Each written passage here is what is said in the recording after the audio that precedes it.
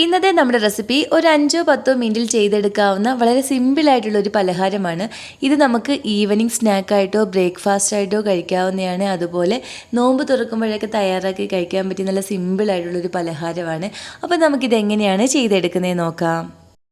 ഇതിനായിട്ട് ആദ്യം നമുക്ക് വേണ്ടുന്നത് സവാളയാണ്. ഞാനിപ്പോൾ ഒരു സവാള നല്ല പൊടിയായിട്ടൊന്ന് അരിഞ്ഞെടുത്തിട്ടുണ്ട്. അത് നമുക്ക് ഈ ഒരു ബൗളിലേക്ക് ഇട്ട് കൊടുക്കാം. ഇതിൻ്റെ കൂടെ തന്നെ ഒരു ക്യാരറ്റ് ഗ്രേറ്റ് ചെയ്തതും അതുപോലെ ഒരു തക്കാളി ചെറുതായിട്ട് അരിഞ്ഞതും നമുക്കിതിലേക്ക് ചേർത്ത് കൊടുക്കണം. ഇനി നമ്മുടെ എരിവ് അനുസരിച്ച് കുരുമുളക് പൊടി ഇതിലേക്ക് ചേർത്ത് കൊടുക്കുക. ഞാനിപ്പോൾ ഇതിലേക്ക് 1/2 ടീസ്പൂൺ കുരുമുളക് പൊടി കൂടി ചേർത്ത് കൊടുക്കുന്നുണ്ട്. അതുപോലെ ആവശ്യത്തിന് ഉപ്പും കൂടി ചേർത്ത് കൊടുക്കാം. ഇതിൻ്റെ കൂടെ തന്നെ ഒരു 2 ടേബിൾ സ്പൂൺ മൈദാപ്പൊടി കൂടി നമുക്കിതിലേക്ക് ചേർത്ത് കൊടുക്കണം. ഇനി വേണ്ടുന്നത് മുട്ടയാണ്. ഞാനിപ്പോൾ ഒരു 4 മുട്ട എടുത്തിട്ടുണ്ട്. ഈ മുട്ട കൂടി നമുക്കിതിലേക്കൊന്ന് പൊട്ടിച്ചൊഴിക്കാം. ഇനി വേണ്ടുന്നത് പാലാണ്. ഞാനിപ്പോൾ ഒരു 1/2 കപ്പ് പാൽ എടുത്തിട്ടുണ്ട്.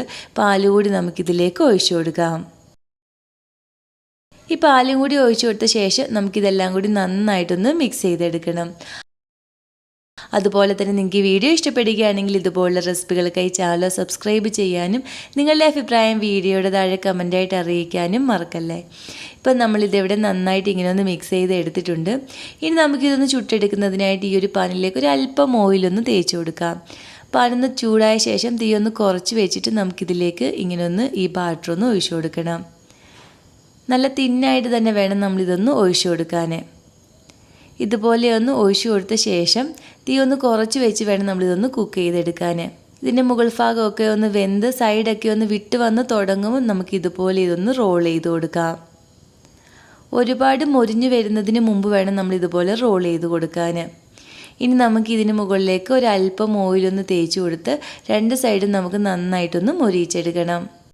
ഇപ്പോൾ 2 സൈഡും നന്നായിട്ടൊന്ന് മൊരിഞ്ഞ് വന്നിട്ടുണ്ട്. ഇനി നമുക്കിതിങ്ങെടുക്കാം. ബാക്കിയുള്ളത് നമുക്ക് ഇതുപോലെയൊന്ന് ചുട്ടെടുക്കണം. അങ്ങനെ മുട്ട വെച്ചിട്ട് വളരെ സിമ്പിളായിട്ട് ചെയ്തെടുക്കാവുന്ന വളരെ ടേസ്റ്റി ആയിട്ടുള്ള പലഹാരം ഇവിടെ റെഡി ആയിട്ടുണ്ട്.